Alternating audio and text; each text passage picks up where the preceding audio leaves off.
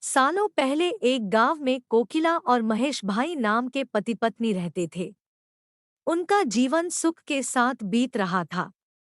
दोनों में प्रेम और स्नेह भी बहुत था, लेकिन कभी-कभी कोकिला के पति महेश गुस्से में पत्नी से झगड़ा कर लेता था। कुछ समय बाद जब उसका गुस्सा शांत होता, तो उसे अपने किए पर शर्मिंदगी भी होती थी।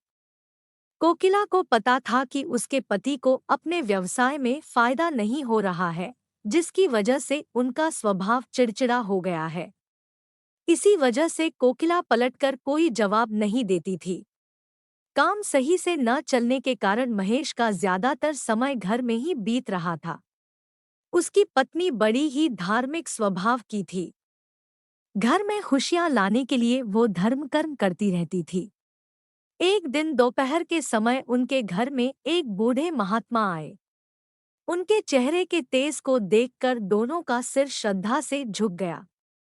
महात्मा ने उनसे कुछ दान करने के लिए कहा।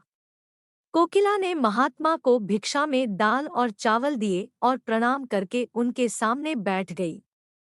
उसी समय कोकिला की आंखों से आंसू बहने लगे। कोकिला के आंसू देखकर महात्मा ने इसका कारण पूछा। जवाब में कोकिला ने अपने घर का सारा हाल बता दिया। उसकी बातों को सुनकर महात्मा ने कोकिला को उपाय के रूप में साईं बाबा का व्रत करने को कहा। साथ ही इसकी विधि बताते हुए बोले कि लगातार 9 गुरुवार तक एक समय खाना खाकर पूरी विधि से साईं बाबा की पूजा करने से उसके सारे दुख दूर हो जाएंगे। कोकिला ने महात्मा के अनुसार बताई गई विधि से प्रत्येक गुरुवार को साईं बाबा का व्रत किया। फिर आखिरी यानी 9वें गुरुवार को उसे गरीबों को भोजन कराना और साईं पुस्तकें बांटनी थी। किसी तरह से खाना और किताबों का इंतजाम करके कोकिला ने ये सब कार्य भी पूरा कर लिया। जैसे ही यह सारे कार्य संपन्न हुए, कोकिला के घर में होने वाले झगड़े और महेश भाई के कारोबार में आई अड़चनें दूर हो गई।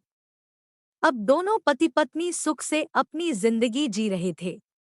एक दिन कोकिला की जठानी और कोकिला आपस में घर परिवार से जुड़ी बातें करने लगे। उसी समय कोकिला की जेठानी ने उसे बताया कि उसके बच्चों का मन पढ़ाई में नहीं लगता और वो स्कूल की हर परीक्षा में फेल हो जाता है। जेठानी की बातें सुनकर कोकिला का मन भर आया। उसने तुरंत साईं व्रत के बारे में अपनी जेठानी को बताया। पहले कोकिला ने अपने घर का किस्सा सुनाया कि वो कितने परेशान थे और साईं बाबा की कृपा से आज कितने सुखी है। उसके बाद कोकिला ने अपनी जेठानी को पूरे 9 गुरुवार साईं व्रत करने को कहा और उसकी विधि भी बताई। कोकिला की जेठिनी ने ठीक वैसा ही किया और कुछ ही समय में उसके जीवन का संकट भी दूर हो गया। उसका बच्चे का मन पढ़ाई में लगने लगा और उसके अच्छे अंक आने लगे।